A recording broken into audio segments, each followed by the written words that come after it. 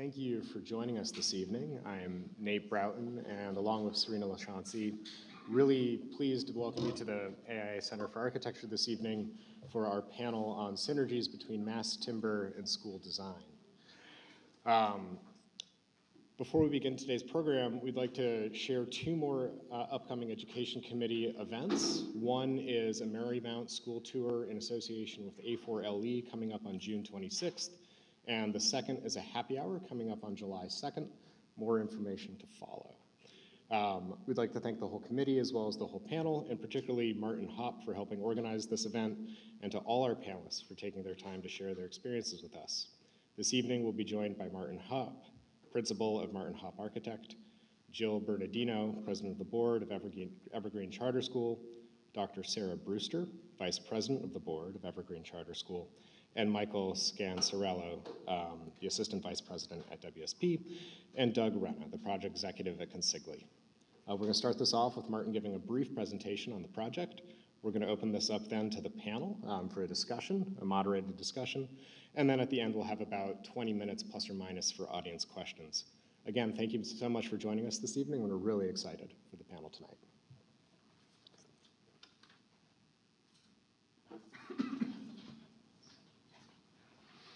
Thank you all for joining, and we'll be brief in this presentation and then we look forward to questions. Been through the panel. So basic building facts. The building we started the design work in about November 2020. We are basically complete now. There are some challenges in the final step of getting the building open, which we can talk a little bit about, but the building is 89,000 square feet of space, enclosed space. It has a number of rooftop areas. We'll show some images attached to that.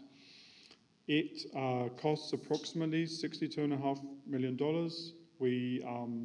The duration of the design was concept design, 3 months, schematic design through construction documents, about 12 months, and then the intent was construction duration of about 24 months.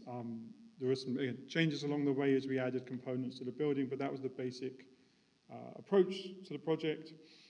And the structure was designed after some consideration as a hybrid mass timber structure.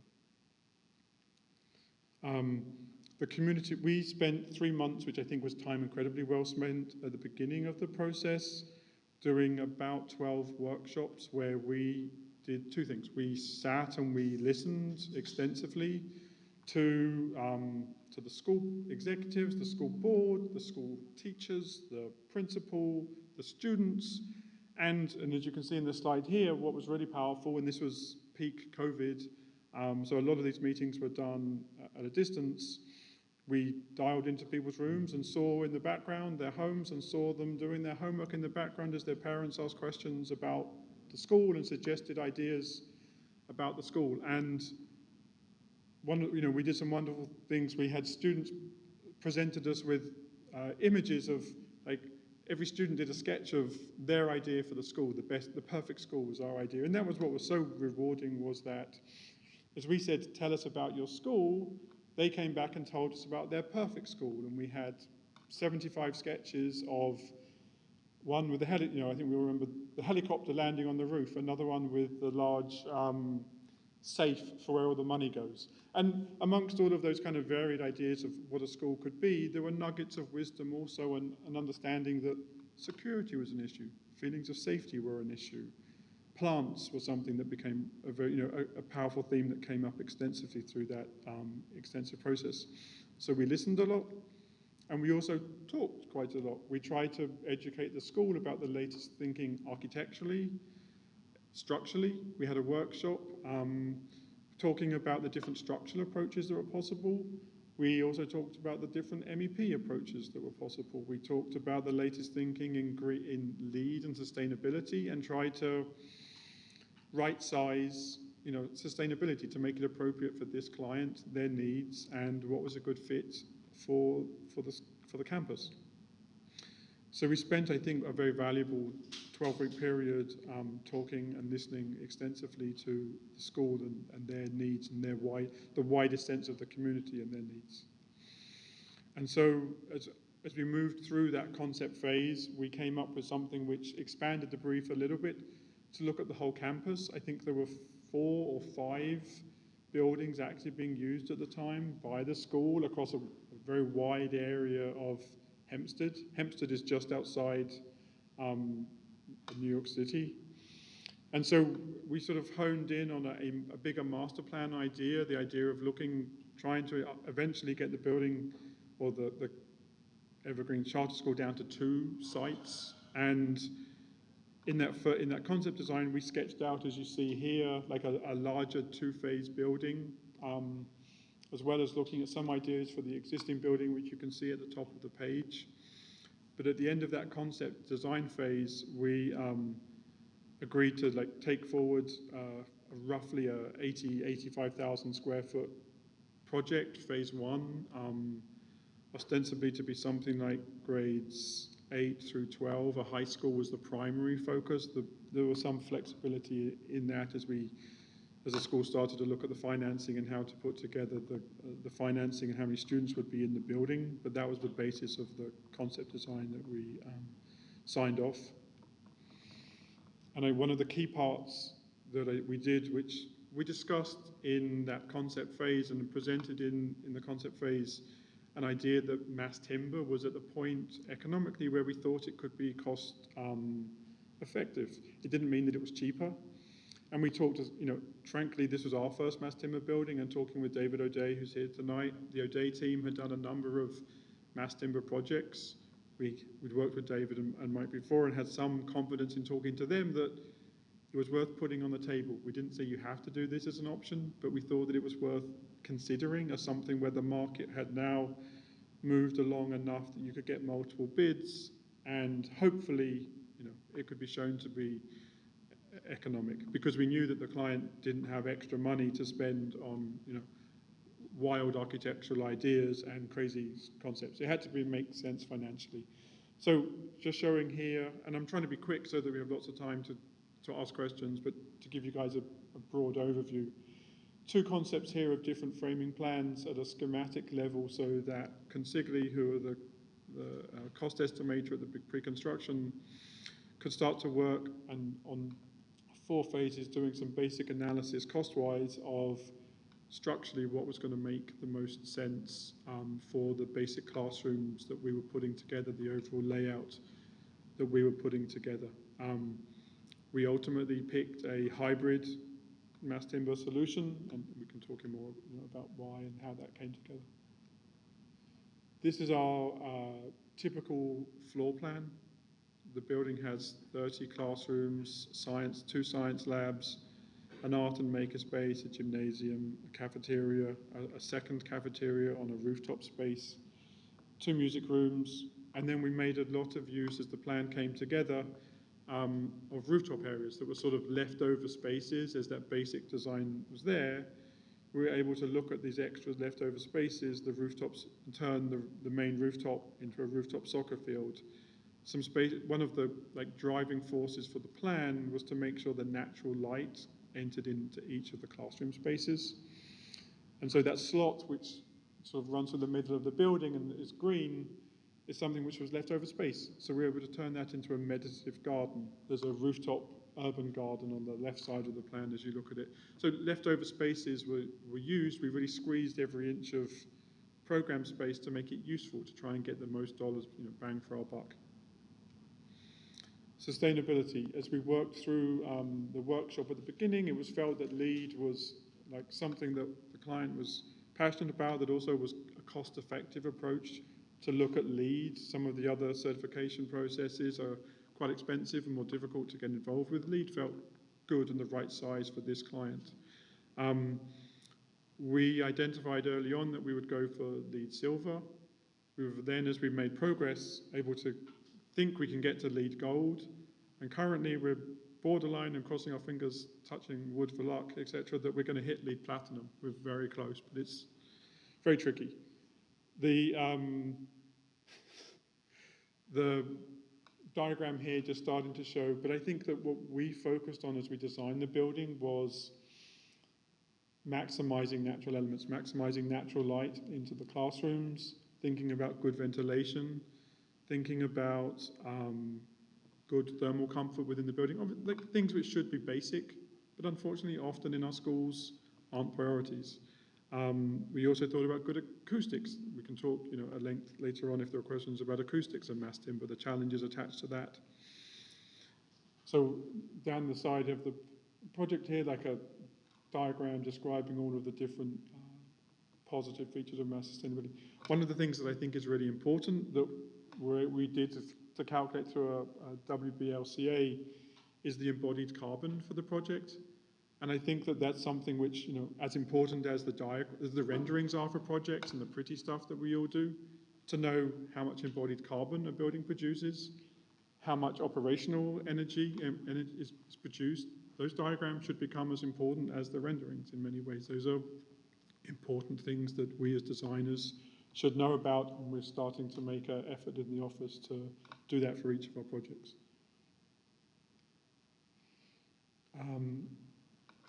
The design massing really started from the idea of the perfect classroom, a typical classroom, and how to maximize natural light, the environmental factors that I mentioned earlier. And as that process evolved and mass timber became part of it, a rendering like this, a view like this, thinking about how we would start from the classroom to spend the dollars that we had on the classroom to make that the best teaching environment, because that's where we can help the performance of the students by focusing on a good teaching environment. And we built out from there, and there were some nice features, other parts of the building, but truly the budget was based around 30 classrooms and the basic criteria to make that work and that be on budget. A gymnasium at the basement of the building. It has 3 floors of classrooms above it. Later on, the running track got added. Again, a lot of these things were about squeezing in fairly cost-effective ways as much program as possible into the envelope, into the cost elements that existed. A running track, of course, adds budget, but for the square footage that's involved, it doesn't add that much, and it's an extra program space, an extra piece of amenity, and it's much more expensive to add something like that after a building is completed than doing it along the way. So I think we worked, and a great positive statement about the client team and also the construction team, that we worked in a fairly fluid way for a budget like this to add things as we were able to see that we were making budgets work and find ways to add things within the construction schedule.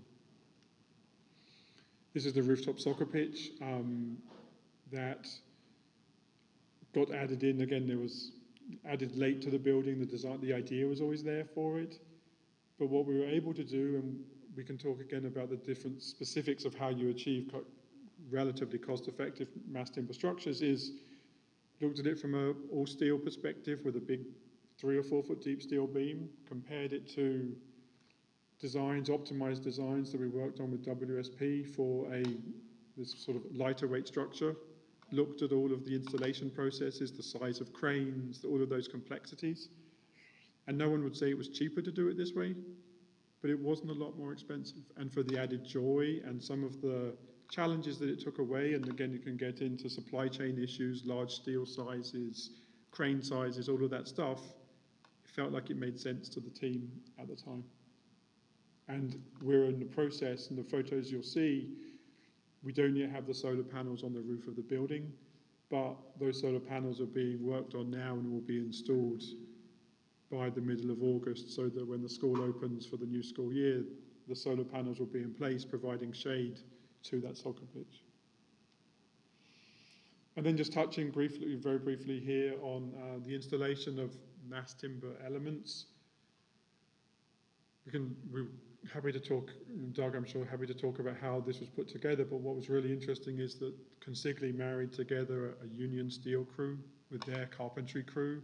Neither of them had worked in this way, I think, with mass timber before, and they were able to install in much quicker than anticipated by the schedule, mass timber in a very effective way, and I think they would be very keen to do it again. This shows another element where we have a full mass timber element on the roof. This is the rooftop cafe, where we have a full mass timber structure, meaning wood glulam columns, trusses. We have CLT as a roof here, and a different crew was responsible for the glulam work, a different company. So this building has a wide range of different mass timber strategies to make it happen in a cost-effective way. And then just a final slide, just showing a recent photo. We haven't yet got finished photos for the building, but this is just showing on the courtyard where the students will play, different mass timber external elements, horizontal shades, vertical shades, and that rooftop soccer pitch completed and waiting for the students to come in this summer.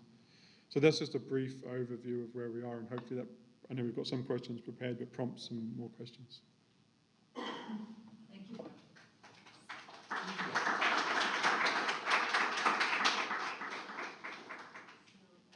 We'll invite the panel to take a seat here.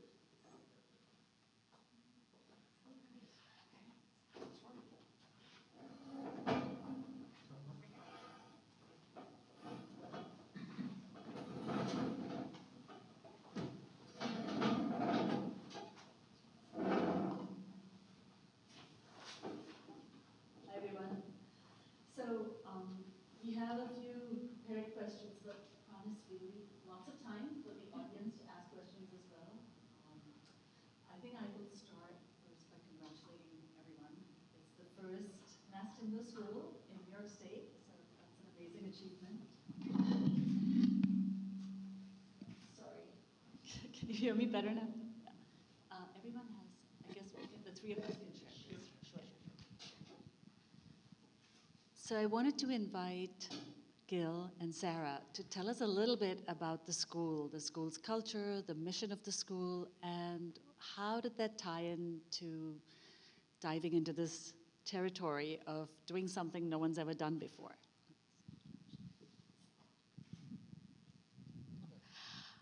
Well, thank you all for letting me talk a little bit about our school, which I love, and I'll give you a little background because we're based in Hempstead in Nassau County, Long Island, and for those of you that don't know a lot about Hempstead, it's known for a lot of negative things. It has the highest crime rate, highest dropout rates, just a lot of unfortunate negative things happening in the community. And when we first created the Evergreen Charter School 16 years ago, it had been in our minds for a number of years, but we had to wait for New York to release a new round of charters.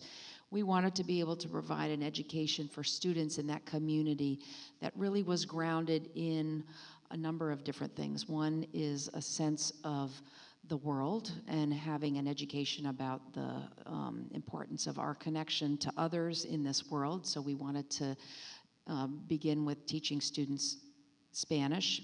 We also had a focus on the arts and this whole concept of and the environment as well, hence the name Evergreen. So those elements were very important to us right from the beginning, and we've started first as an elementary school, and we're growing and building the school, but we were always in rented space. So for many years, our families were wanting a space to call their very own. And when we were able to, with some of the financial pieces put in place, we reached out. We were able to find Martin Hopp, our architect, to start this process.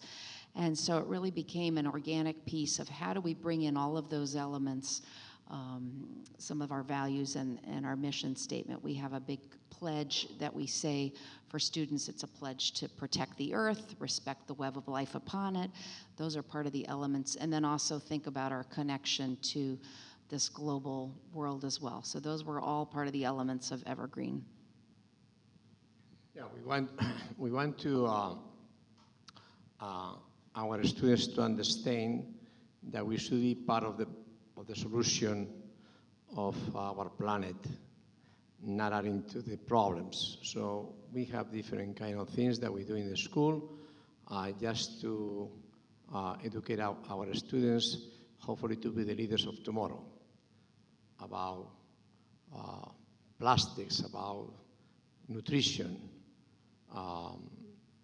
We come from a not-for-profit organization that I founded 45 years ago in Long Beach, New York, Círculo de la Hispanidad, a Hispanic organization supporting the Hispanics families in need. At that time, now we grew, and we of course serve all the communities in Nassau County, families in need, through many different programs. So this is who we are, and I think finding Martin to understand our vision and mission was a very special moment. We have different companies of architects that we interview through our consultant at the time, and we like Martin. So I think we made the right decision. And then, of course, we interview construction companies, and we decided with Consigli, and we made the right decision. So for us, the building is spectacular. There are people around us over there. They say, "Well, it's too beautiful." No, it's not. It's not too beautiful. Hispanics and minorities and immigrants, they deserve the best of the best. Not only the fantastic schools for the rich can attend, also poor, working immigrants, and they also deserve the best. So it's how we think, and we build with them a fantastic school. And you are welcome to come and visit. Take you up on that. Thank you.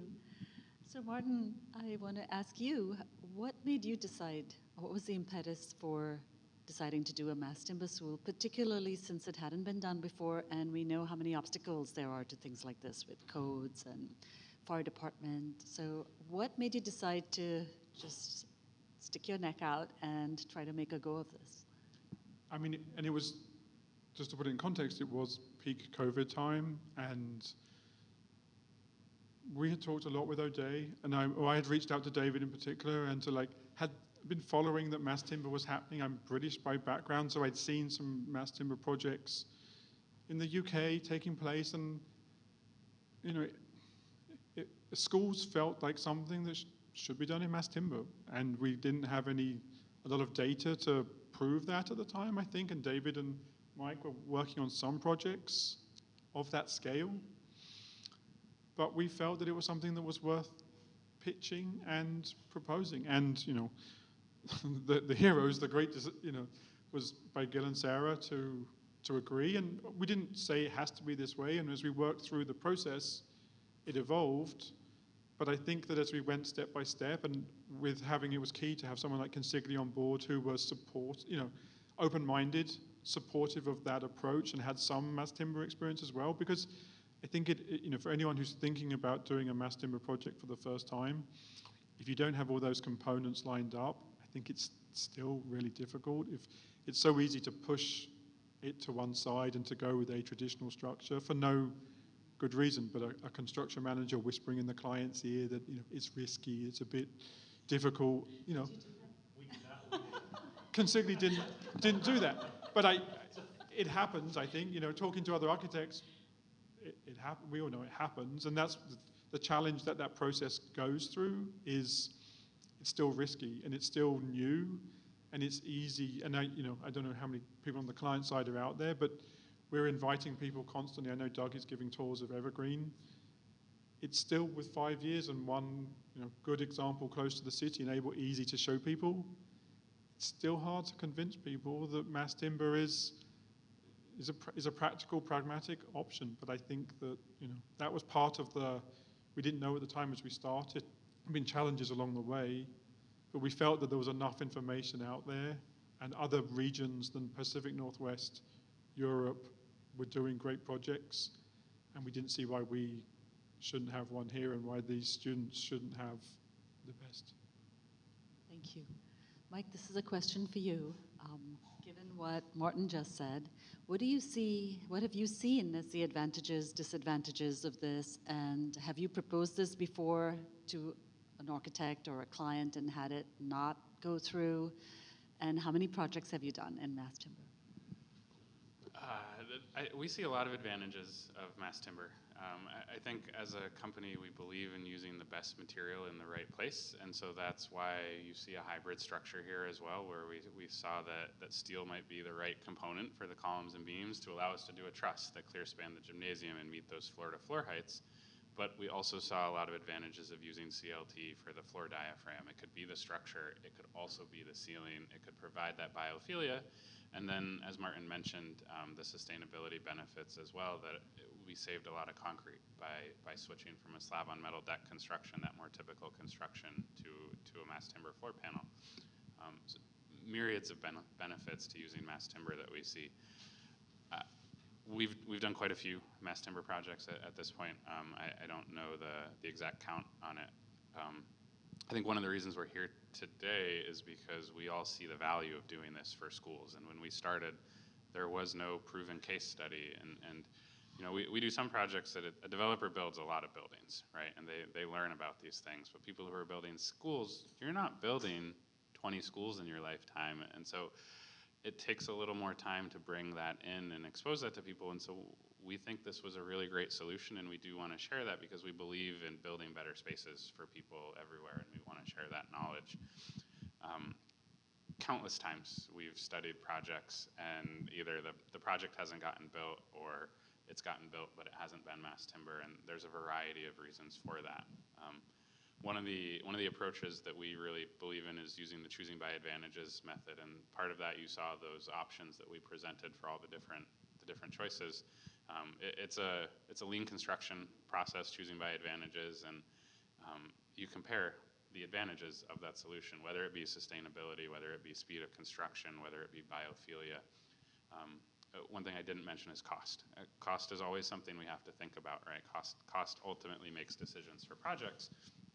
But by using that method of decision making, we present all the advantages, and we can look at it and then say, okay, this is the incremental cost that's associated with all these other benefits. It's a cost agnostic way of looking at it first, and you start to understand things like biophilia are hard to quantify. If this was a residential building, maybe we could quantify, I don't know that the data's there, but maybe we could quantify higher rent and things like that, right? You can't make those decisions when you're talking about a school like this. It's much harder to actually put a dollar sign to it. So using an approach, decision-making approach like that allows you to assign value and know this is the most favorable option, and then you can look at it incrementally. Okay, is this advantage worth this extra cost to us, and make those decisions simpler.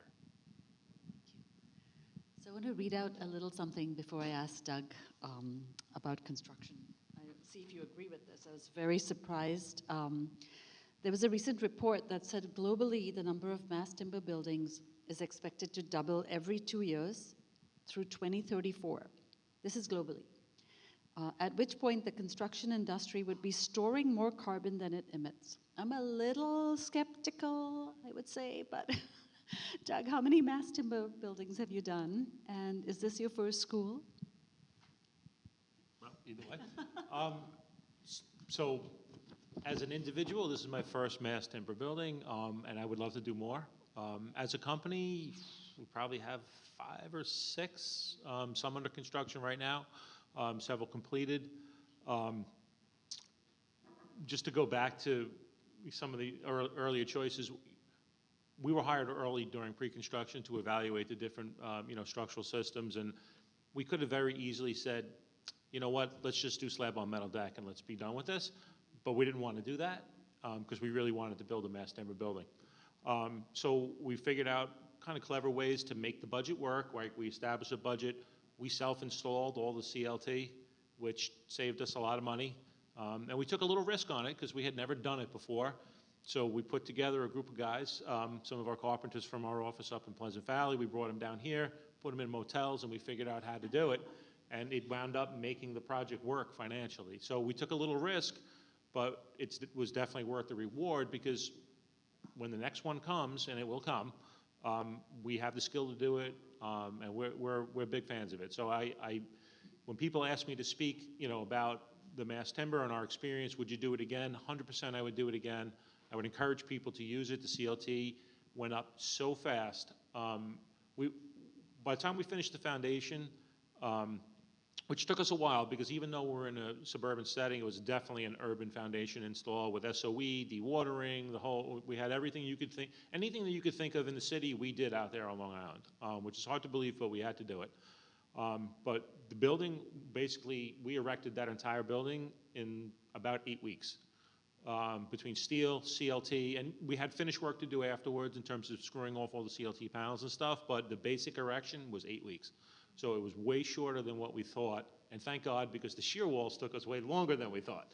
So it kind of evened out, and we made up a lot of schedule because of it. Yeah, you answered my next question, which is going to be, did you save time? Oh, yeah, for sure, yeah. Sorry to jump ahead, but yeah, fine. absolutely, we saved time. And a lot of it, I think, was due to working with Mike and Martin early on and figuring out exactly how we were going to do it. I mean, we've sat in countless meetings trying to figure out exactly the logistics of installing the plank, what sizes we were going to use, how we were going to attach them, where we're going to put drag straps. There's a lot of ins and outs in CLT and mass timber install that we kind of learned as we went. But because we spent a lot of time, in a conference room trying to figure it out, it definitely made things go a lot quicker. Yeah. And mass timber, I think, definitely encourages more communication early, more coordination early, so that it hopefully flows seamlessly, the installation. But there's definitely it's modern construction, right? It's talking earlier, integrating as much as possible to think through those things before they arrive on site. So we were so afraid of having the trades core drill holes through the mass timber because we knew a lot of it was exposed. So because we didn't want them coming out with 6-inch hole saws and hacking away at this beautiful wood. So because we knew, are they going to blow it out? It's going to look like crap. We pre-coordinated almost every penetration from roof drains, duct risers, waste stacks. Everything was pre-coordinated and drilled over in Austria before it got shipped over to us here. So we drilled almost no holes, maybe a couple dozen, right? Some changes that we made later, but everything was pre-drilled, worked out perfectly. It took a lot of time to do it, and we had a team member that was very dedicated to it, speaking of Reg. It worked out great. Yeah. So I heard Austria. Yeah. Why not the Pacific Northwest or Canada, or even the US has some now? Believe it or not, it came down to cost. It was cheaper for us. We used a company called KLH. It was manufactured in Austria. And we got numbers from local manufacturers, Structural M, LM5, but it was just cheaper to import, believe it or not. Yeah. They also had the capacity, right, to be able to, it was it was a very small project for them conceptually with all of the projects they do, versus here it felt like it was hard at the time to get people to respond to our calls, I think. Yeah, they were very, very responsive, We were chasing people, trying to get more people involved. It was hard, but I think that, for them it was a small conceptually it was a small project and easy for them to deliver. I also think it's something that comes up on every single project too, and I think mass timber is maybe different from an engineering perspective and a design perspective too. The different suppliers have different species, and they have different capabilities with those different species, and they also have different visual qualities, structural qualities. In some cases, there's advantages to the European suppliers and things that they can do differently, and in some cases, there's advantages to the North American suppliers and the things that they can do differently as well. I think one of the benefits here is most North American panels there's generally just a couple thicknesses that you can choose from. And we weren't maximizing that thickness of that North American panel just because of the way the building laid out. And so the Europeans, just based on the way their lumber is sourced, they could actually provide a thinner panel ultimately. It's thicker than the thin North American, but thinner than the thick one. And so there was actually less timber volume involved as well. That impacts the cost. And on the sustainability side of it too, and cost-wise, we see a lot on our projects in the Northeast that are coming over from Europe. When we're close to ports, The shipping, when it's coming over on a boat, is oftentimes better than the shipping when it's coming on a truck across the country. So even though it might be coming from farther away, there is no one single right answer anytime. This is always a silver bullet. You need to look at all of the different factors of it to understand where it's coming in. Agreed. Back to Gil and Sarah. What's been the biggest surprise for you, having seen the building built from, when you first heard about it and thought about it, imagined it, looked at drawings, to when you actually walked through it? Was there something that surprised you? Yes, we don't believe it. I walk so many times and still we don't believe it that we have that building. It's spectacular. I brought the middle school students, 375, by groups last Thursday. They were ecstatic. They were so happy. Their faces, this, that. So it's a beautiful building. It's a spectacular building. So Sarah and I, we look at each other and say, is this really, we built it? We don't believe it. Still, we don't believe it. It's gorgeous. I think that's the beauty of it. We didn't really know what it would look like, what a classroom would look like, but if you look up at the ceiling and you see the wood and you feel that, it's just a wonderful, it's warm, it's very warm, and it gives as I talked about in the beginning, our students in Hempstead, many of them live in congregate housing. They are sharing rooms. They're in a lot of spaces that are dark, that don't have light, that don't have nature coming in. And so to see this wood throughout, and as well as we have these fins that you can see on the building too, that provide shade and do a lot of other wonderful things, it just is a very warm feeling that is, there's comfort in it. There's comfort. You're talking about an educational space that inspires students. And while you have the modern we have polished concrete floors to match that with the wood, does provide a warmth, and with lots of windows and light, it just natural light. Natural light. It's an inspiring space, and I think that's the piece that just was really exciting to us. I don't know how it was done, because I was able to buy two family houses because I look all over Hempstead to find a large property to buy it.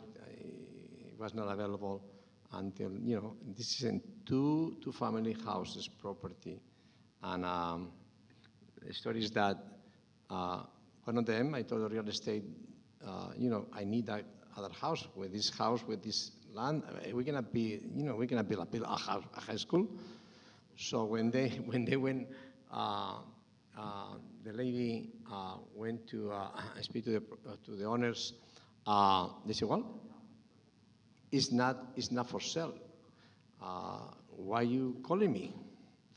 So I told her, "Listen, don't tell them that it's for a school, because the people think that public schools, we are public school, that we are millionaires or whatever." Okay, anyway, and then we were able to buy this other two-family house with the property. So I was a very happy person that day. So now this building, I don't know how they did it, to build into this kind of a space, this fantastic building. Well, when you're limited with the lot size, you have to be very creative of how you're going to bring in light. And so how the building is structured is you have kind of two structures that allow in a lot of light, but also bring in outside spaces at different levels, because we didn't have all this wonderful space outside that many traditional schools had. So we've created, what the architects and our whole team created, is lots of spaces that you can be outside but still be in the school space. And that also just brings in this feeling of warmth, nature, the environment, which is exciting. Martin, you mentioned that one of the challenges was actually when I asked you about, when we were talking earlier about codes and how the town was willing to let this be built, what the obstacles were, and you mentioned the fire department as being the most difficult. So could you tell us a little more about that? Yeah, I mean, so I think there was a lot of nervousness during the first mass timber project in the state as to how the reviewing agencies would look at it. And the town itself has a small DOB. In the village has been a small DOB, and it's been relatively, I would say, straightforward. They haven't, they're used to reviewing single-family houses, and so when they get, 1,000 sheets of drawings like ours and this huge set of drawings and the fee attached to it, there's a sense of overwhelming, I think, for them.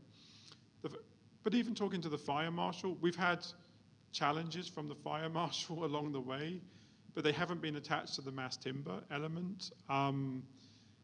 They've taken that relatively easily, as if that's okay. They've tortured us a bit on some other things, and there's still some challenges attached to that.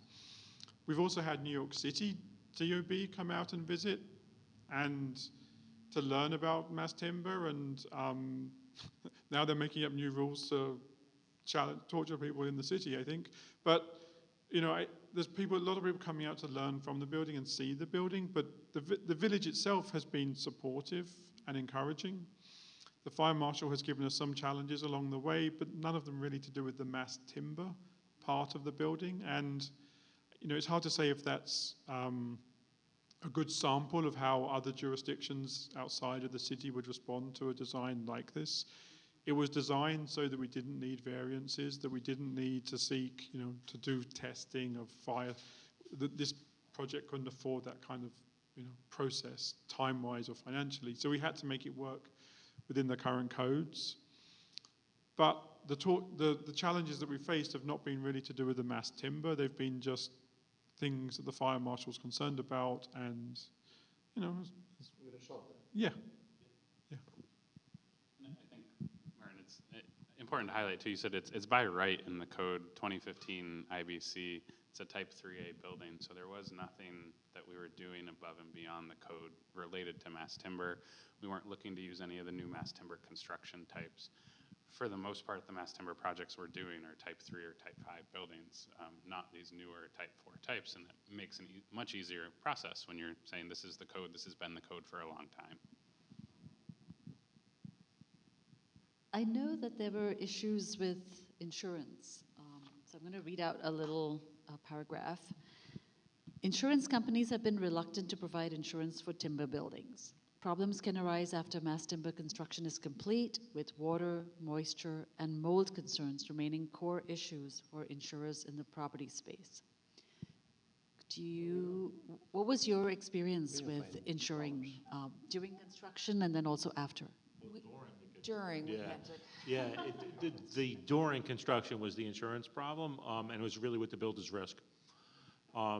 So early on, there was a owner's rep firm that was part of the project, and we had budgeted. Cressa, yep, and they're great. And we had budgeted a certain dollar value because we'd worked with them, for soft cost budget and hard cost budget. So we had plugged in a dollar value for the builder's risk based on what we thought we would spend.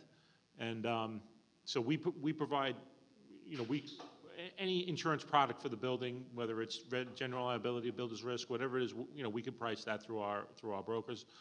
So we went out to the street to get pricing for builder's risk, and it came in $500,000, whereas we thought we would spend $150,000, maybe. And so it was a real shock to all of us. And so then, Sarah, I know you went out and had your broker, test the market. Numbers were the same, right? And so we had to play a little bit with the deductibles and the values, and so it was a compromise, right?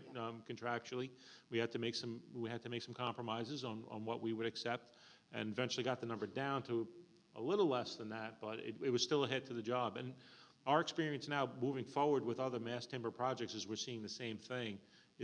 The carriers just don't know how to price the builder's risk on these projects. They don't really understand that, like, the mass timber won't burn; it'll char. All right, and from a mold standpoint, we took precautions during construction to ensure that we wouldn't have those issues. So one of the reasons why we chose KLH was because they were willing to ship our product with a waterproof membrane on it. So we had the product coated with a waterproof membrane that was compatible with any future products that we wanted to put on it. So we were able to mitigate any water infiltration during the erection of the CLT. So those are all kind of like things that we did to mitigate that. And obviously we all use we use the purple board for the sheetrock. That's kind of standard for us. But so I don't think we cut out any gypsum at all on the job, and no damage to the CLT or anything during the whole process. As I understand it, at every mass timber conference, I mean, the few that I've been to, Mike goes to more than I do, there's always a session on insurance and challenges with insurance. We've had a couple of insurance companies tour, there's only one Chubb, I think, have toured the building. There may have been others, but I think that market's developing. Mike, I think you maybe also know. Yeah, and in our experience, it is getting better. It's still not where it needs to be. I honestly don't know a whole lot about builder's risk insurance because I'm a structural engineer, but I think that it's a wholesale and retail are the two types of insurance you can get, right? And I think as soon as they see any wood in it, they assume it's like a stick frame building and it's a box of kindling. And I think in these mass timber projects, when there isn't any stick in it, it needs to be very clear, and you need to make sure that, I think some of the lessons learned I've heard from some of those insurers is make sure you don't have a typical detail in your drawing set that still shows 2x if you don't have any 2x construction in there, because as soon as we see that, that's how we're going to price it. And if we know it's really mass timber and there's nothing that makes us think otherwise, it's still going to be more, but it's not. I think what I'm hearing from them is that they're promising that it's going to be getting better. If Doug maybe isn't quite seeing that, maybe it's still a few years away. Yeah, we haven't seen but, that.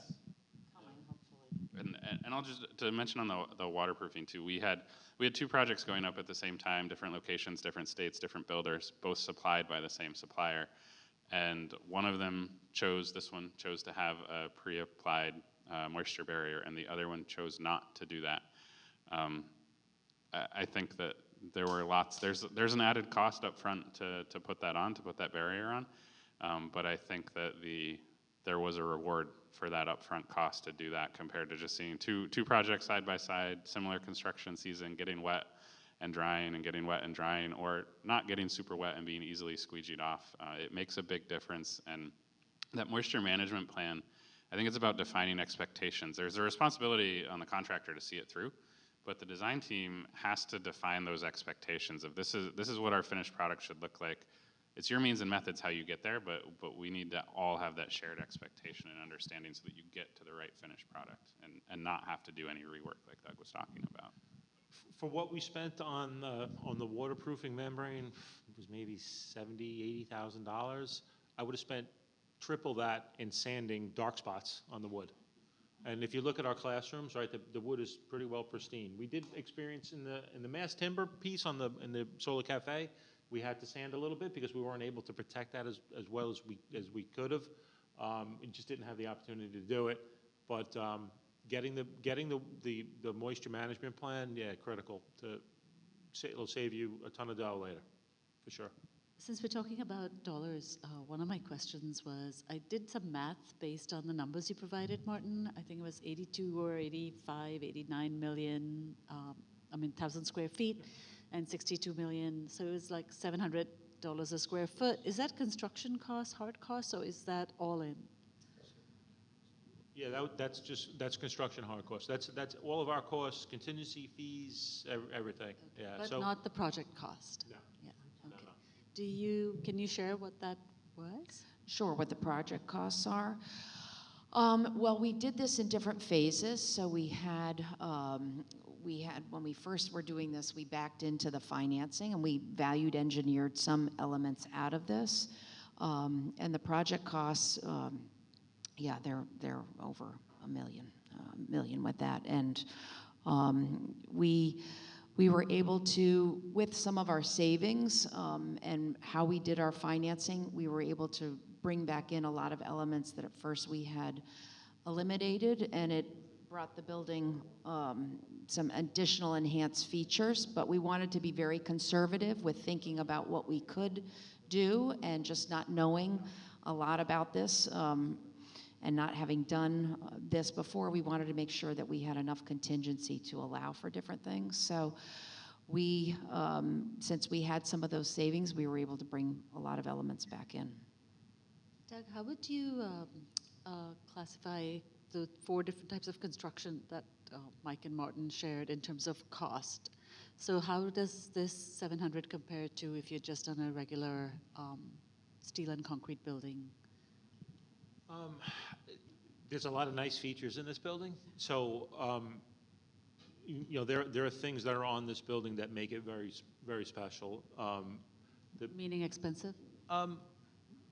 Well, they add costs, right? I'm not gonna say very expensive because honestly, I don't think that we've overpaid for this building. I think we actually produced a really nice product at a great price. I'm just kidding. Yeah, no, I get it. But I can tell you the premium for the CLT over concrete on metal deck was about $10, $12 a square foot, roughly. But you got to offset that with some schedule savings and some other things. So no doubt it was definitely more expensive to do the CLT, but I think the proof is in the product. It's definitely a lot nicer, and it definitely achieved the goal of making the building what it is. But there are things in the building that like as Sarah mentioned, they got added they got added back in. So our original GMP for the project was around 56 million, and then all the other stuff kind of got added as we were. Gil just reminded me when we were buying the job and pricing the job is when the Russia-Ukraine war just started. So the numbers were going through things were going. It was a challenge. That's why we had to take some of the stuff out. And then what we did was we locked in on some alternate numbers for the solar pergola, the rooftop cafe, and for the soccer pitch, and we were able to kind of renegotiate those later in the project and basically incorporate it all. So it worked out well. And that area also doesn't include things like what the cost does. The area doesn't include the soccer pitch, which is 6,000 square feet of space, semi-enclosed. So the areas add up. But I mean, the research I've done, New York schools shows around $650 a square foot, 700, something like that is right shown in as there. an average. Yeah, absolutely. So from what I've seen, it's an average price, but I think you get, and the city has different costs, right, for schools. But I think that you get I think with mass timber, you get a higher spec building for a similar price. To have polished concrete floors should save in maintenance. It's a nicer finish visually than VCT. The exposed wood ceilings, we have less ACT. We balance it with some fabric panel for acoustic reasons. But I think you end up with a higher grade of building, a higher spec of building for a fair, no one would say it's cheaper, but you get a higher spec for a similar sort of price is my feeling. I think everybody agrees. You don't need to convince us. So one of the questions I've been really wanting to ask you, Martin, was about the biophilic elements, right? And I'm going to, again, try to read something that I think a lot of people are finding, that there's these synergies, right, between mass timber and school design, not just because it's a renewable resource, but because it prioritizes occupant well-being and creates these warm, welcoming spaces. So they've read things like, it's adaptable to innumerable expressive structural configurations, and as a biophilic design element, studies show that the texture of the wood grain stimulates creativity. I was surprised, but I guess shouldn't be. Problem solving and thinking ability. And it's also been shown to increase student performance and mood.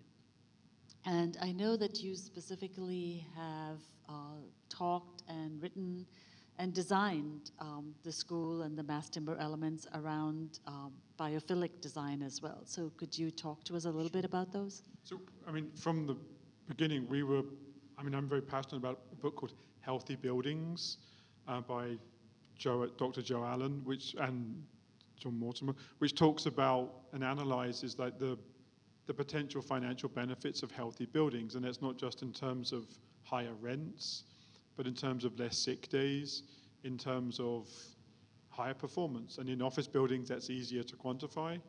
In a school, that means higher, hopefully that means higher test scores. It means less sick days. It means less teacher turnover. All of those things have costs. And so from day one, we were passionate about that, and the school listened to us, and hopefully believed us, but supported us in those kind of decisions to go down that path. And I was very passionate that we tried not to have any fancy architecture, but we focused on functional, healthy making healthy buildings, which could help the school perform better and lead to maintenance savings and these other benefits.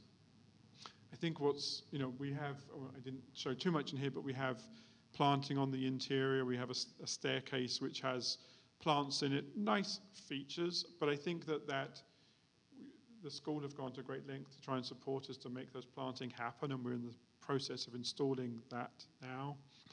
I think what's also really exciting that we're doing is we're doing a post-occupancy evaluation, which will be a multi-year post-occupancy evaluation. We're just wrapping up the first phase on the existing campus. They're doing physical surveys of the existing buildings that the students are in, measuring performance there, and then hopefully in the next 2 years, we'll be able to do this for the new building to have a comparative analysis to look, because what would be amazing for all of us who believe in those kinds of things, if we could have data to go to clients with, rather than just saying we think it's going to lead to these. And there are individual studies, which, Serena, exactly as you said, which there's data which shows that in New York City schools, students perform worse on hot days than they do on cooler days. And those science exists, but there's nothing which pulls it all together. Acoustics it looks at individually. So we're doing this survey, which I think will help to hopefully to show positive outcomes. We'll see, but to look at that, and I think that was the foundation of the building design, was really trying to build healthy buildings and to show that can help students, because how else do we close the inequality gap if we're not helping students perform better and get better educations? I know that you've opened the building up to the community in the evenings, which is interesting. A lot of schools don't like to do that for security reasons. So could you talk a little bit about, have you always done that, or did you decide to do this as part of, the bond for the new building, getting the community involved? Was that one of their demands for this?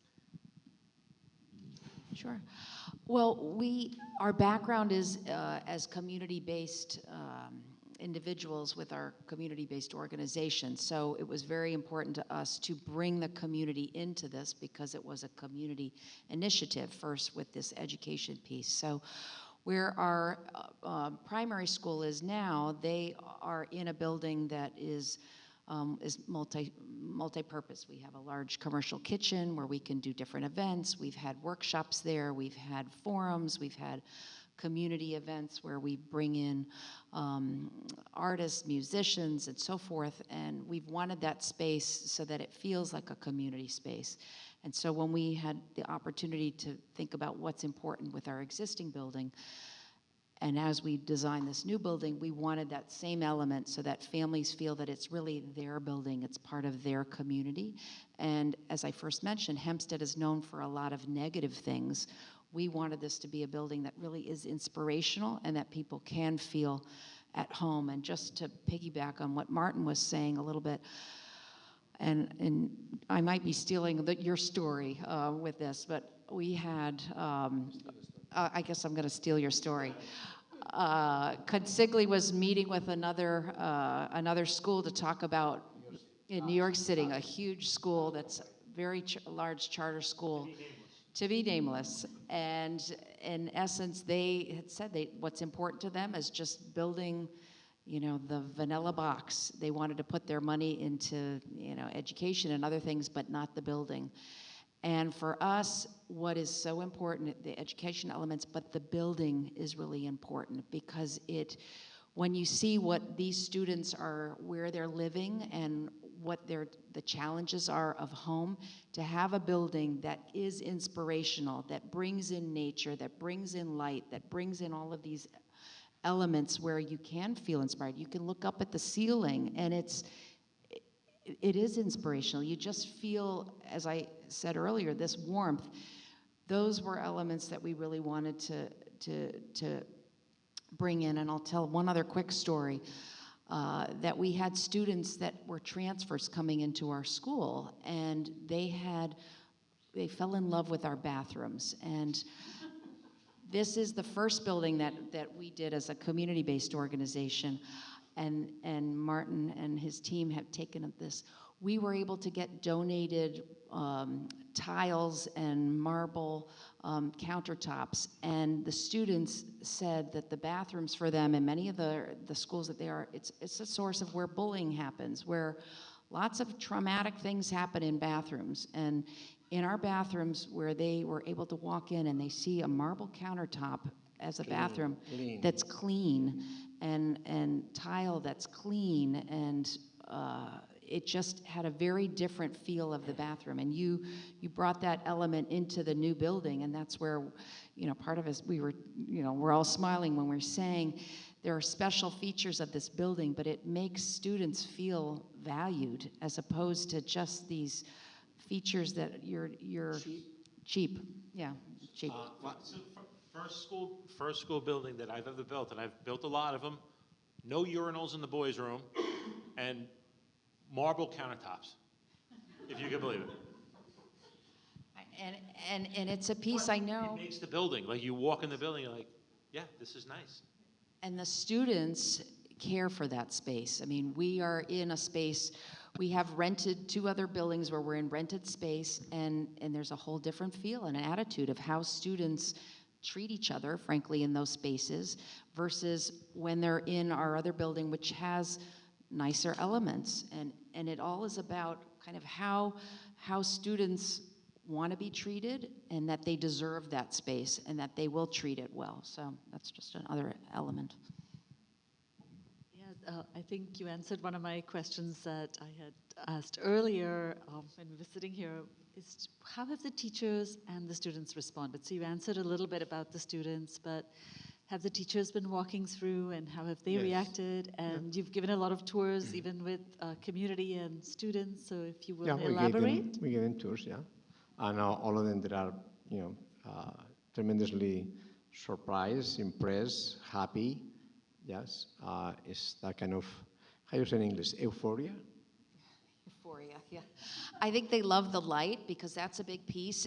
Sometimes when you're building a building, you have to figure out, you want, what's the worst space, and you want it to feel a space that you want to be in. Because teachers, somebody's going to be in a classroom that's a little darker or shadier. And even in this building, how it's designed, the shadiest room still has a wonderful feeling that you can be in that space, and you can be happy in that space. And I think that was a really important piece for us. Even at the lower level, how it's designed, we have our gymnasium on the lower level, but you have light coming in from the first floor that brings in this natural light into that space. And then we also, the architects designed a light well to bring in light down into, similar to this, where you have a feeling that you're down below, but you've got light coming in, and it really opens things up, and it helps with the attitude. All of the students touring the building, and even the staff too, it's an uplifting feel versus a depressing feel. The best thing for all of you, come and see it. You are invited.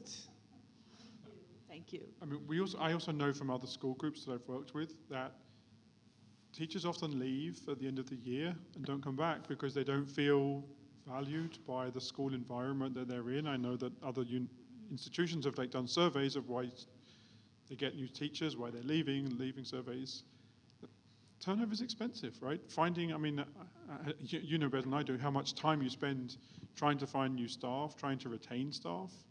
So these things, sound that they're not expensive to do, right? To add some of these features, but if it can help with staff retention, that ultimately saves money and leads to better teaching experiences. And so I think that's this thing that the idea of healthy buildings ties together, that the cost is not just about the upfront costs, and in school cases we're not getting more money because you're hopefully getting better test results, but if we can, teacher retention is a saving.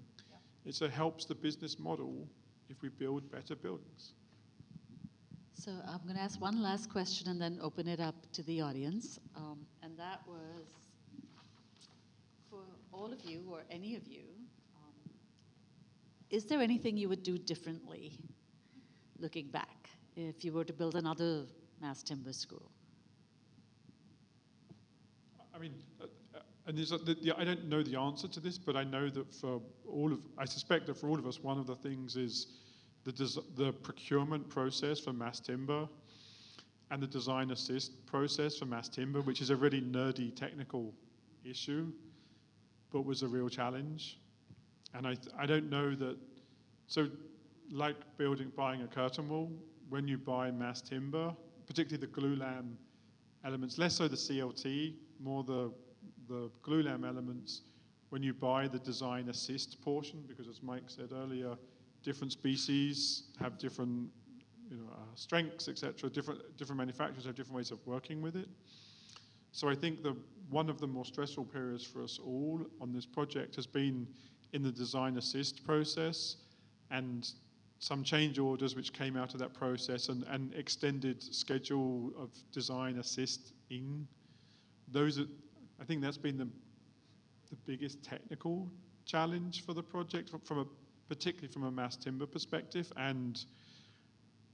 But what's the right answer, I think, is going to differ for each project type going forward. If you're a wealthy university with a big endowment, I might do it one way.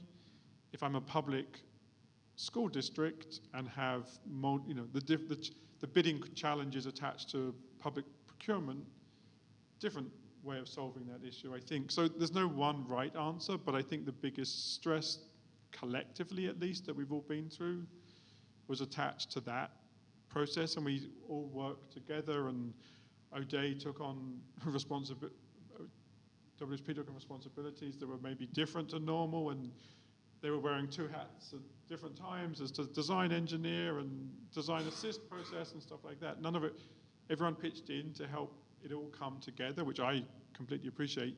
But I think that was one of the biggest challenges, and I don't know the right answer to solve it next time. It depends on the client type. But I think it was the biggest challenge for all of us in different ways. Yeah. Well, I want to say that when we asked the students, about dreaming about this building, one of the things that we couldn't do, that we would like to do for the next time, to meet those dreams from kindergarteners. One kindergarten student said, well, I want to have a landing for helicopters. But we couldn't do it. I do think I would echo what Martin said. If we're not learning from our previous experience, there's always something that we could do better on every project. And I think that maybe a challenge in the mass timber space is that it is very much dependent on how the supplier and installer want to do things. And I think maybe the lesson learned for us on this one is maybe we should actually dictate a little bit more as the engineer of record. And there's a risk in over dictating things. And in the Northeast, we're familiar with delegated design as steel connections, and that way the installer can choose their methods of doing things and their appropriate detailing. And mass timber it's similar to that, and there's also some gray area on where that line is drawn. And if you over dictate and you have that risk of adding cost potentially, but if you over delegate, you have the risk of adding confusion or a lack of responsibility. And to Martin's point, it's different on every project where that line is, and I think we're continuing to, as an industry, as a mass timber industry, we're continuing to better understand where that is and where that falls, because we've done projects as the engineer of record, we've done projects as just the delegated engineer, and we've done projects like this one where we ended up wearing both hats for different pieces of it. And we see that different side of it on every single project, and there's always a lesson learned of this one could have been better in that way, and this one could have been better in that way. And I think it's a communication piece. That's the part that we need to continue to work on, everybody in the industry. So I know you're not going to believe this, but as a contractor, I can tell you we do not look for change orders. I'm in a room full of architects. Maybe some of you believe it, maybe some of you don't. But I agree with you 100%. I would rather see you as a contractor over dictate, so I buy more than what I need. So we don't have to go through the process of figuring out what's a change, what's not a change, right? I'd rather, like for instance, we were talking about drag straps earlier. I'd rather you just put more than what you need on the drawings. It's cheaper for me to buy it as part of the contract than it is for me to buy it later, and I don't have to fight about it. So definitely the challenge on the job was that. But we didn't know what manufacturer we were going to use, and the manufacturers are all different. They all have different requirements. So if I could do something differently during pre-con, I think we would have selected a manufacturer design assist partner probably a little earlier, and then have that contractor help us finish the design document, so you didn't have to wear two hats, because that was definitely a challenge, for sure. But that's really the only thing I would change, honestly. Doug, just to clarify, you said that you would wish that we would put some extra, so like what, like normally we ask for attic stock, I'm familiar with that, but what are you asking for From exactly? a design standpoint, Yeah, and Mike so can get into it. One a very specific example here. We've done a handful of these projects that are a steel frame, CLT floor panel building, and on some of them we've designed the steel to transfer all the axial loads of the diaphragm and act as the cords and collectors. And on some projects we've heard from the timber suppliers, oh no, we don't want to coordinate that with the steel because we'll be doing that design later in the process. We'll just come back and we'll do this all with surface mounted hardware. Both are technically adequate solutions, technically appropriate solutions. Both are very different, and it puts the scope in different positions. And so we left that up to the discretion of the timber supplier and the steel installer, who are two different people, and to try and coordinate that between themselves of what was the most cost-effective approach for this project. In hindsight, I would dictate all the axial forces on the steel and just put it in the steel to begin with, and go back to that other approach where we had, oh no, timber supplier said, no, we'll just take all this scope on. It'll be easier and lesser coordination, as opposed to asking two parties who haven't spoken to each other before to sort out the best solution for the project. Pick one, put it on there. Mass timber is a relatively young industry, right? Profession. We're still learning some of the ways to do things and learning our way, I think. And that's why we're so happy to have you here. So, anybody in the audience, feel welcome to ask questions.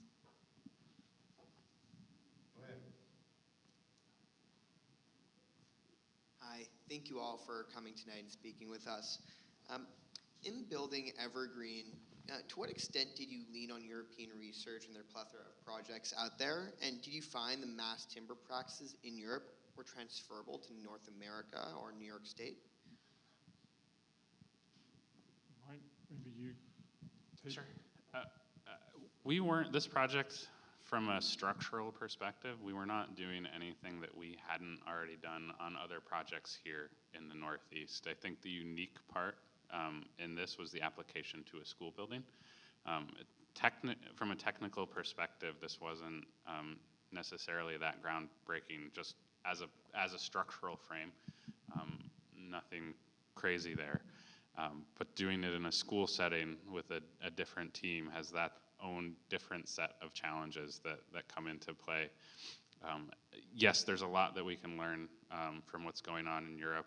The mass timber industry specifically, I think, it's relatively different in that it's a commodity. CLT is a commodity product.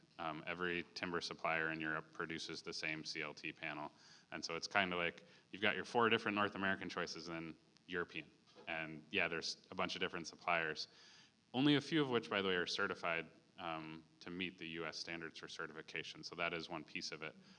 But it's just a commodity product for them, which works really well on a project like this, where you're trying to get a lot of CLT square footage and a relatively simple, straightforward, rectangular, don't need a whole lot of coordination and input from the supplier.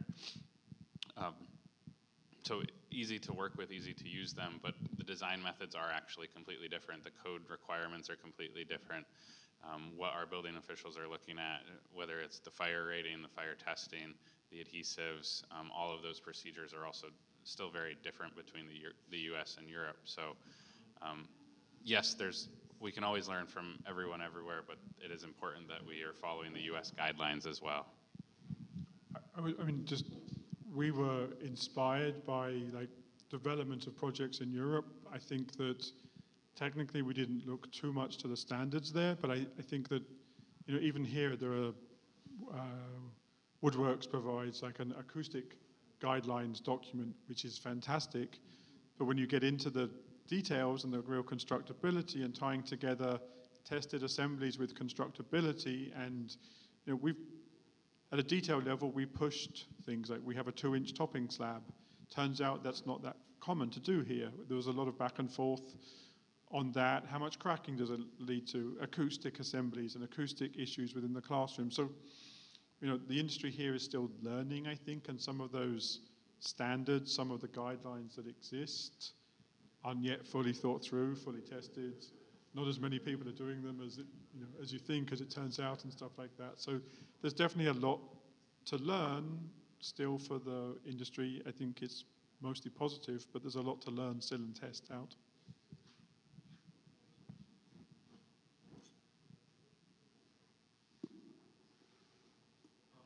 I guess as you guys were talking about, what we all did on the project that pushed the envelope, just looking up at the screen, there's a lot of exterior mass timber, which is fairly unusual being used in this application. Do you guys want to speak about that? Just in terms of challenges, what was different, what was not done before, at least within the team? Yeah, not a lot of precedent for some of the things that we did on the exterior of the building. And one of those spots where we ended up taking on that second hat and doing some of the delegated design for facade elements, which is not typically necessarily something the structural engineer would do, but it made sense, and we were asked by the project team to take it on because we were so intimately familiar with the project and the inner workings of it. Moisture is something that we talked about on the interior, and moisture on the interior is largely a construction issue, right? It's making sure that the timber is not absorbing a lot of water before it gets closed in, because that timber comes out, it's been dried, kiln dried before it gets glued. It's at a relatively low moisture content. As long as you don't let it soak up a whole lot of water, you enclose the building and follow good practices, and you're generally okay. On the exterior of the building, it's a completely different situation. It's completely out of our control. And there has been a little bit of concern lately with issues with the steel and timber interface, in particular, fasteners, hardware, and the timber wants to expand when it's loaded. When it's wet, it'll expand, and that will cause stress in the steel elements that are holding it together, which are not really going to shrink and expand with water. And a lot of attention had to go into the detailing to end up with what we hope is going to be and we're confident, but is going to be a long-lasting solution in being able to make that work. And then you're just coordinating with all the additional pieces that, at least as an engineer of record, is not something that is normally in your day-to-day responsibilities. Sarah, I'd love to hear how you guys feel about, because there were discussions along the way about. We had no idea what they were going to look like, right? They were called fins, these fins on the building, and they are enormous. They are enormous. The weight, I'm not sure how thick, 4-inch thick and 4 feet depth. So the volume is, and we didn't know how it was going to impact when you're actually in a classroom. And it's amazing because they're lined up with the window mullions, and you don't even feel that. And then you go out to the window and you look and you can see the wood, and it's not a feeling of heaviness. I think that's what we were worried about, that you're just going to feel like you're sinking with this weight. It actually, it's an uplifting thing, and it's kind of counterintuitive because you're looking at this and seeing, and you see the structure, but it provides a lot of great energy efficiency as well with the shading and how it's lined up. You don't see it, and then when you go outside and just closer to the window, you see the wood element, and that, again, it just provides that feeling of warmth. So it was a surprise to us. I was also really touched when one day we went for a meeting with Evergreen, and they told us that they'd been driving around the building at 2 a.m. Like after a meeting, a late meeting, they'd been driving around the building at 2 a.m. just to look at it, to experience it, just after the fins had gone up. And I mean, Doug's also spoke very positively about them. We left the lights on. Yeah. So when you see it at night and you see the fins and the uplighting and the backlighting from the classrooms, it's, listen, I have to admit, it was value engineering suggestion number one, remove the fins. I'm glad it's a battle that we lost. I mean, we think that it's some, I mean, I think that we'd love to do more mass timber on the exterior. I think that there are really great opportunities. I think that as we looked into pricing these, we think it was cheaper than doing it in aluminum, right? Cheaper in terms of maintenance. I mean, over time, they're going to change color. They'll become gray over time, but less maintenance than long-term maintenance, which we, owners forget to do for aluminum facades and curtain walls and so forth. So I think there are real opportunities. I think also as you look at things like bridges and long-term durability and speccing of bridges, there are opportunities for lessons there in terms of 100-year lifespan for bridges. Those are things that we're starting to look at and I'm excited by. So I think that there are more opportunities to to use wood on the exterior, as long as we, as architects and clients, understand that there will be some change to it. They're not fixed exactly in time. But I think there's cost benefits, maintenance benefits, biophilic benefits, and we're keen to do more. But I think there's more research needed also into how we use mass timber on the exterior. I'm interested in how it works with salt corrosion. There are like real opportunities out there for doing more mass timber structures. Potash, I didn't know that people use mass timber structures when they're working with potash because it's very uncorrosive. So I think there are more opportunities, and we're keen to look at that further.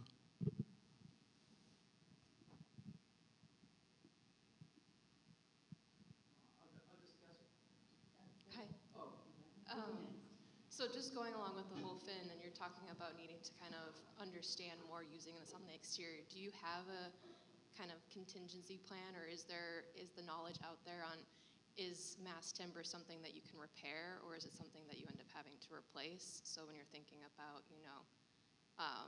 cradle to grave, kind of what is the life cycle cost benefit of using mass timber? And then just a second question on, you guys talked about the cost benefit or the cost analysis between mass timber and then concrete and steel. Did you guys look at the schedule and how much time you saved? Because that was some of the things you talked a lot about, is how much time and how much faster this went up because it was mass timber.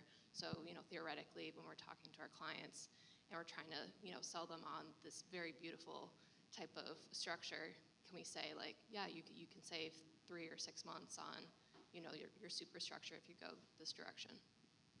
So, sorry, 2 different questions.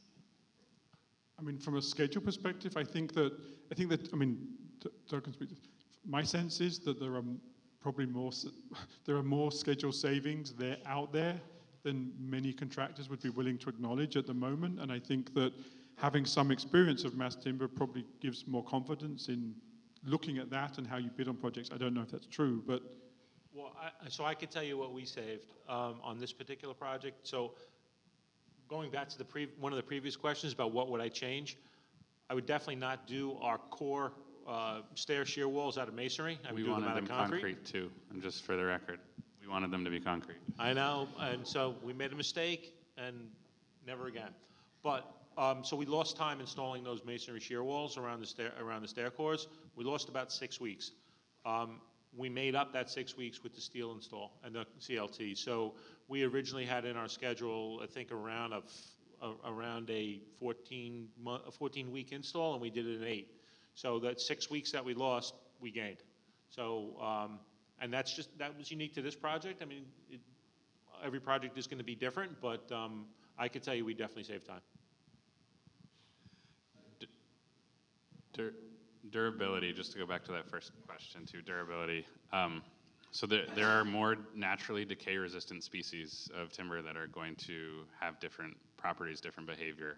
Personal example, I have a cedar fence at home, and it's suffered from some deferred maintenance, right? I finally cleaned it earlier this spring, and I'm in the process of restaining it, and it looks like I have a brand new fence just from a little bit of effort and a little bit of work And I think that's something historic. Yes, maintenance will be required, but timber structures are something that we've been building and seeing in the U.S. Some of the oldest timber structures that we've worked on as an office are from the 1700s in New England, right? And those are relatively easy to repair and fix and solve problems with. Whereas you compare to some other types of structures, that's not necessarily the case with those. And even, I think the same goes for a facade element, right? It's going to be exposed to more weather. There's a tolerance for what the aesthetic needs to be and is acceptable for that, and that will inform the maintenance schedule. But it's relatively straightforward to maintain timber, and something that lots of people have experience with. So I think that will benefit in the long run.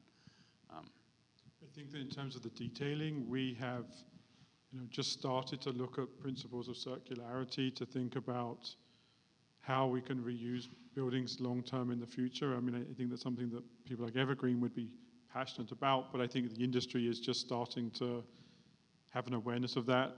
We're starting to get opportunities to bid on projects where that's encouraged further. We're keen to be involved in that, and mass timber, I think, definitely has opportunities to contribute strongly to that. I don't know that we're doing that so well now, but I think that's going to come more and more. Yeah, I just wanted to follow up on the time savings thing. We put up a mass timber project in Brooklyn Navy Yard. It was built in 2000, and I'm nodding because everything you've said is exactly what we came across 5 years ago. And it's just for the timing, it's like, I feel like the mass acceptance of mass timber is based on cost, and it's based on cost because of nobody wants to take it on and understands how long it's going to take. And when our contractor, when they finished it, they subbed out the mass timber, and the thing he said to me is, we will self-perform every mass timber job that comes in from now on. We stood up 40,000 square feet in 28 days, and he just couldn't believe it. And the amount of equipment it takes, nothing. 40,000 square feet in 28 days with 4 guys and a forklift. It was only 2 stories. It wasn't as big, but it's amazing. And so what's it going to take for the building industry to pull this in and say, this is really a great way to build? I mean, I know I don't mean to put you on the spot on this. You're one guy. You're obviously a convert, but it's just like 5 years on, you're like, why isn't this happening? Listen, truthfully, the CLT here, the timber stuff, South County did that for us, right? So we didn't, had they been willing to just furnish only, we would have installed that too, quite honestly, but they weren't willing to do that. But we installed the CLT here with 2 guys, just so you know. I mean, so the savings is substantial. The equipment, the time, everything is substantial. And when are we going to start seeing it in the pricing? I think we have to get just more clients, potential clients, into the buildings to touch them, to experience them, to realize they're not so strange. Honestly, I mean, I think like during pre-construction, and we like we said, we were hired really early. We actually did some cost estimating a year before we actually were hired for pre-con, so we did some initial concept budgeting and stuff. I think you have to find a contractor that is willing to go down all those rabbit holes and find out exactly what it's going to cost and how they're going to do it, and that's what we did. But we were committed to doing it. Like selfishly, we wanted to be the contractor that put up the first mass timber school in New York because we wanted to put that on our resume, right? And we're hoping that other people come knocking on our door and say, hey, oh, you did that? Can you do this for us, right? So, but we just have to find clients and architects that are willing to put that out there, and we'll do the work and price it. We'll tell you what it's going to cost. We'll tell you how long it's going to take to do. But I'm the third rung on that ladder, right? So. Follow-up to all of this, and is related to, I know cost is the issue here, but with this building type, would you think of constructing this building out of all CLT versus steel and the wood deck, or is it still better, do you think, in terms of constructability and implementation on this type. And then another part of that related to procurement of material. I had done a tour in Alabama and saw all of the CLT for the Walmart headquarters. And it was rather incredible to know that all of that processing was done homegrown here in the United States in Alabama for the largest CLT project in the United States. So I think a lot of that is in the birth of this material here with all of the forest that we have and all of the possibilities around it. I think there needs to be more implementation and more acceptance of an understanding of how this product can be utilized here in the United States, produced in the United States, and shipped in the United States. So I think that's something that we as architects can, and engineers and contractors, right, let the public know about. But in terms of understanding about whether all CLT or steel, what do you think about, particularly with this type? Yeah, a couple of the options that Martin showed were, there were two different all timber options. One was a glulam post and beam structure with a similar module to the steel framing, and one of them was actually using CLT walls as classroom walls and demising walls. And we've done one, in Europe they call it a honeycomb structure, that is an all CLT bearing wall. Almost all CLT. There's a small post and beam area at the retail space, but it's an affordable housing project in New Haven, and there were various reasons that helped the all CLT pencil out in that case. Here, I think that a lot of the driver, even beyond cost, was just the design team sensing what was practical and what made the most sense. We are a strong proponent. We've done several of these projects that are the hybrid, and the steel gives you some advantages that an all timber structure wouldn't allow for. A couple of the challenges that we were going to have was head height. So we would need a deeper structure if it was an all timber structure, and to have to the underside of the beam. Now, not to the underside of the ceiling necessarily when it's higher in between beams. Needing that extra head height has an impact on your mechanical systems coordination, has an impact on the perception of those classrooms as we're spanning over those, and it might also have an impact on the envelope and make your building taller, which could, I don't actually recall in this case, I think we would have gotten close had we even thought about making the building taller to hitting the next height threshold in terms of the construction type. The gymnasium is another big component of it. So hidden, it's a 90-foot span approximately going across that gymnasium. Hidden in the framing above that, and then one floor above that, is a steel truss. It's a truss. Most of the truss is hidden within the partition walls, and then it has a veer and deal panel at the corridor. So that's actually a full-story truss constructed out of steel. Fits relatively seamlessly within those partition walls. Trying to span that distance with multiple floors on top of it out of just a glulam structure would have had significant implications on the gymnasium. And so at that part, then you're talking about, okay, are we mixing and matching our frame and having some portions of it steel and some portions of it timber? And I think what's successful about this project and other projects that have taken a similar approach, have your moment where it makes sense. And so that's our all glulam cafe structure at the top. And find ways that you don't impact the schedule by getting two trades coming together. You can still have that schedule benefit of it. Steel can go up very quickly. The CLT can be swung for them just like precast plank would come in. And then we can bring and we can put our all mass timber jewel box on top of the building and have that really incredible cafe space. Where we've run into trouble is when you have a lot of interface in between trades. And that's where you start to increase your risk of coordination issues, decrease your schedule productivity, and all those sorts of elements. So it made sense without cost to us as a design team to go with the hybrid approach as well.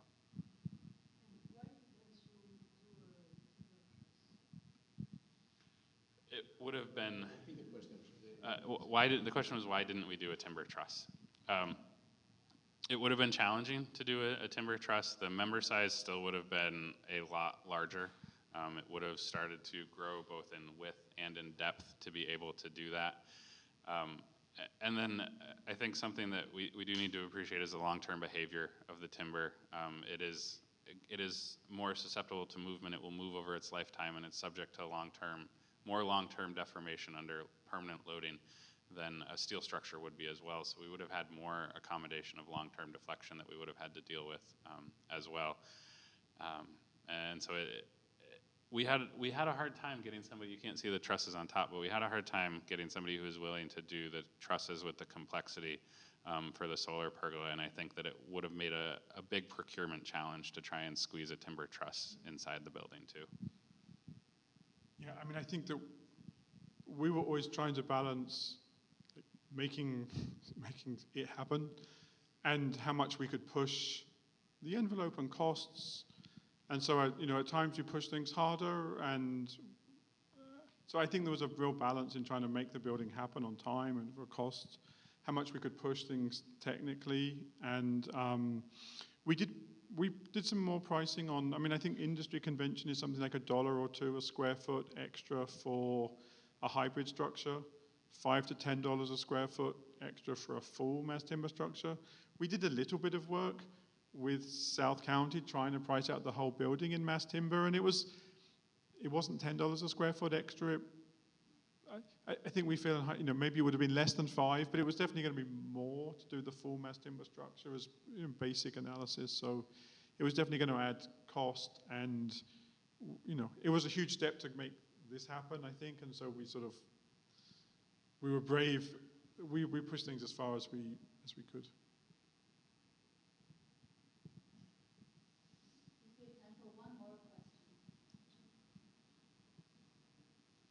Did the mass timber environmental approach help you with the fundraising? We are still working to add, yeah, oh, that's not me. I think so. I mean, I think there's really, for the right people out there, it really is a wonderful thing when you're talking about sustainability, and it's very inspiring. And then as well, when you see the space, and we're talking about this element where you're coming in and you're just feeling it's an organic feel, that warmth in it, and it inspires people. So we're doing right now some small little grants, and we're hoping we can leverage even more once we get some additional tours when they're seeing the final space, with even some additional projects. We all have dreams. We want to build an auditorium and do some other spaces in the school, and we hope that showing this building, that will help us leverage some additional funding for things. So I think the potential is out there. It's just finding the right people. Yeah. I know you've been trying to ask the question, so. Yeah, I was just going to ask what the source of the wood was and the different factories that are producing cross-laminated timber. I know in Portland, Oregon was one center at the time, but it's spreading out now to different. So what were the sources of the mass timber?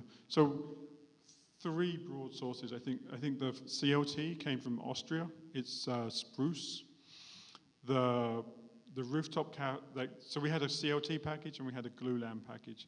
I think the glulam package in the end came from 2 different sources, right? I think the rooftop cafe was from Austria also, so that they could match the CLT in the roof of the cafe to the other CLT panels in the main building, and so they bought the glulam there from Austria also, so that it was the same same species. And then I think the exterior fins were from the Pacific Northwest. I'm not exactly sure whether they were USA or Canada. I actually don't know. I know the structural grade of them, but I don't know where they purchased them. I think it's Pacific Northwest, and it's pressure impregnated Douglas fir for all of the exterior fins. Denali gold. Yeah, and just to add on to that too, and go back to something from one of those previous points, I think the Pacific Northwest, both the US and Canada, that's a spot where we're seeing a lot of this production. Arkansas and Alabama in the southeastern US is another spot of production. We're working on a project that we hope, and New Hampshire has actually allocated some funding for this. The project is in New Hampshire, that they will source and harvest the timber from New Hampshire and turn it into CLT. There's one CLT supplier who's based in the Midwest who will actually use local CLT to New England and produce it. And then you have to weigh the balance of their shipping the lumber to Chicago and then back to the Northeast, right? So there is that you're grappling with. But there's been talk of getting a main mass timber plant for a very long time. And so if we can get some more momentum in the Northeast, that's something that we hope things like that can help spur that and help grow the economy. And then there's also a couple large suppliers across in Ontario and Quebec as well, is another spot where we see a lot of timber supplied from the Northeast. In addition to what's coming, European is predominantly coming from Austria, is the other choice, including this one here. So.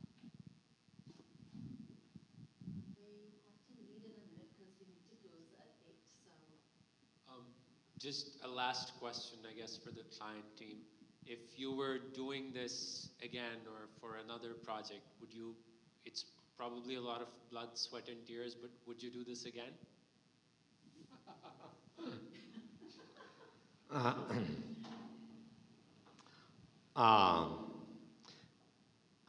I wanted to retire a long time ago and go back to Madrid and enjoy my family over there. Anyway, but see, it's like any of us, all of us, when you have the passion still in you, and you have the opportunity to provide a much better future to those 1,200 or 1,500 students,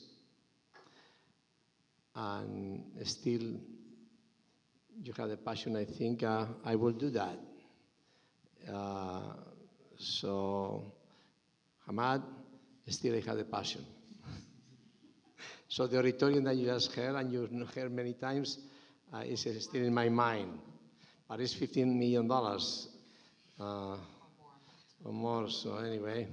But I think we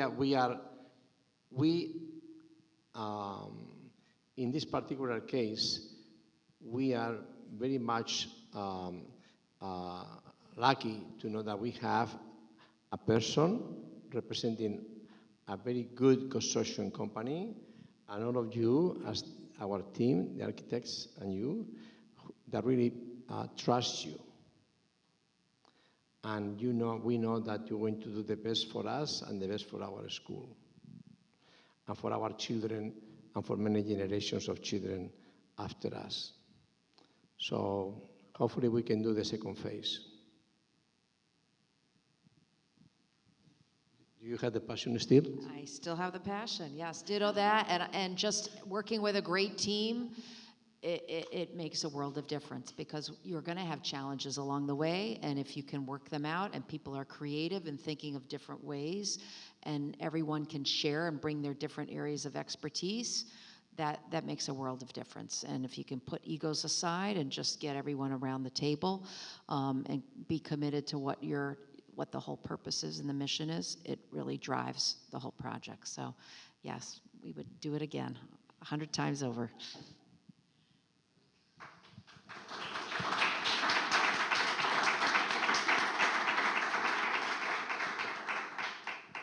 Thank you again. It was really inspiring,